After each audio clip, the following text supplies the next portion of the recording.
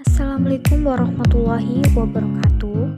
Perkenalkan, nama saya Aprilina Prasetya Mukti dari kelas 3 Ekonomi Syariah E dengan NIM 2017-2012-15. Dalam video kali ini, saya akan menjelaskan tentang perkembangan ekonomi makro bulan Juni 2021, yakni perkembangan domestik. Khususnya, saya akan memfokuskan tentang neraca perdagangan. Baik, sebelum masuk ke pembahasan inti, mungkin masih ada sebagian kecil yang belum mengenal apa itu neraca perdagangan. Sebagai pengantar, saya akan menjelaskan sekilas tentang pengertian neraca perdagangan itu sendiri. Baik, neraca perdagangan itu sendiri, atau bisa disebut dengan balance of trade, adalah perbedaan antara nilai semua barang dan jasa yang diekspor serta diimpor dari suatu negara dalam periode waktu tertentu. Dalam praktiknya, neraca perdagangan mempunyai dua sifat, positif dan negatif. Suatu negara dikatakan mempunyai neraca perdagangan yang positif apabila negara tersebut lebih banyak melakukan ekspor daripada impor. Sebaliknya, ketika suatu negara lebih banyak menerima impor dari negara lain daripada ekspor, negara tersebut mempunyai neraca perdagangan yang negatif. Selanjutnya, kita masuk ke pembahasan inti.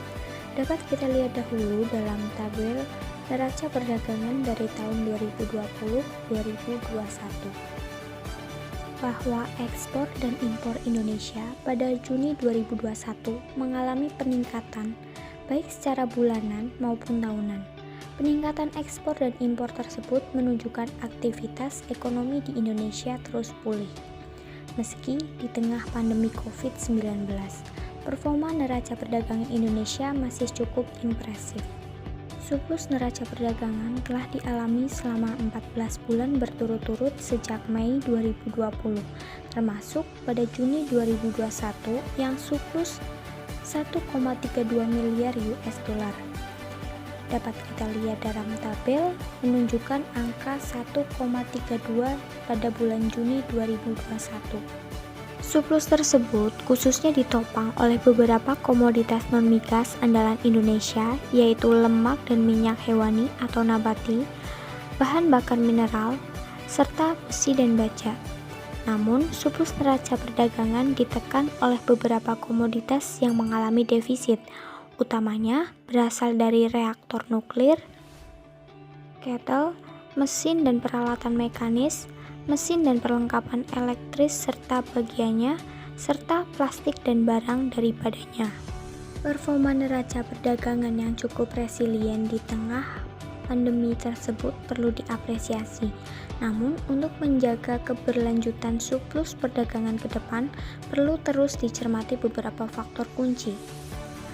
Faktor kunci tersebut diantaranya stabilitas pertumbuhan permintaan global khususnya pada pasar utama, peran dan fungsi perwakilan perdagangan dalam mendorong peningkatan ekspor, dinamika perkembangan harga dan volume ekspor komoditas utama dan potensial, dan strategi pemerintah dalam menjaga keseimbangan pertumbuhan impor khususnya pada komponen impor konsumsi.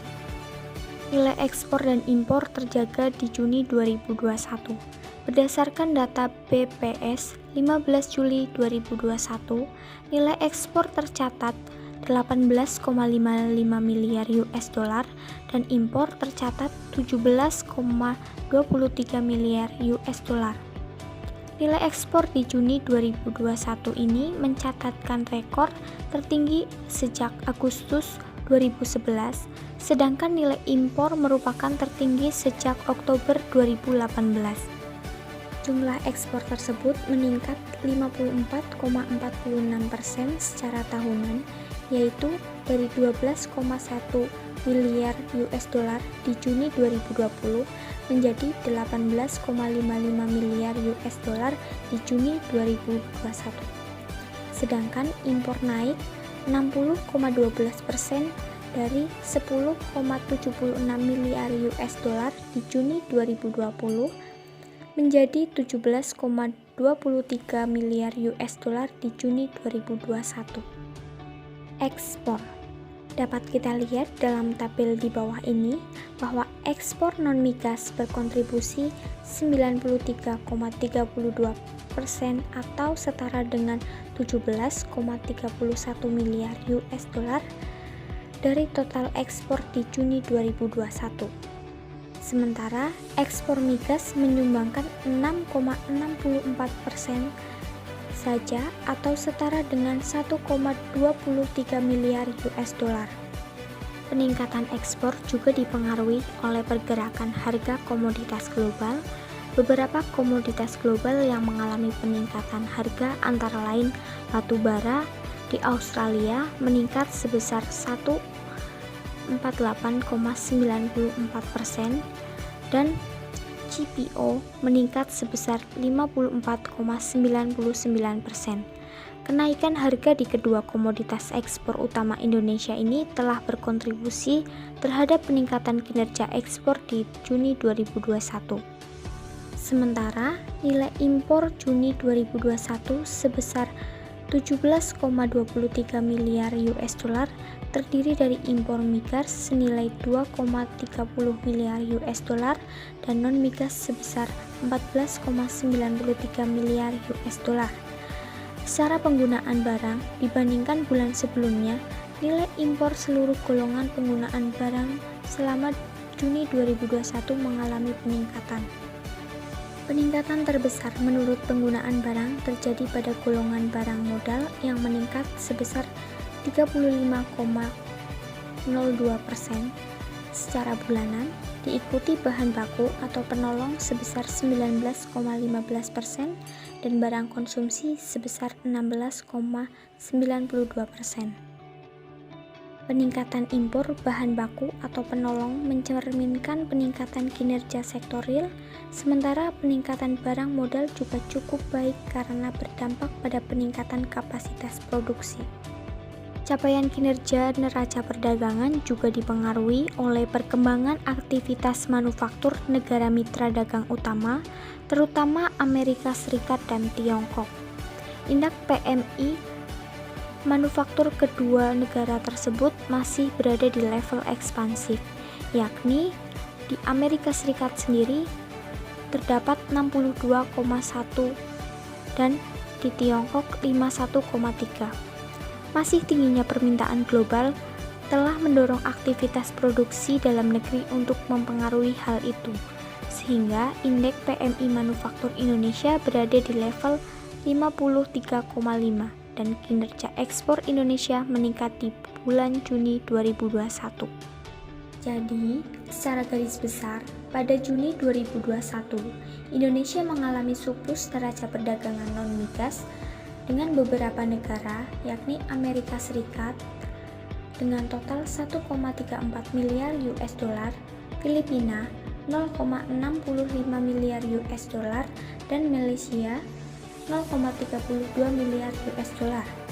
Sementara Indonesia mengalami defisit dengan Tiongkok negatif 0,60 miliar US dollar, Australia negatif 0,48 miliar US dollar, dan Thailand negatif 0,33 miliar US dollar.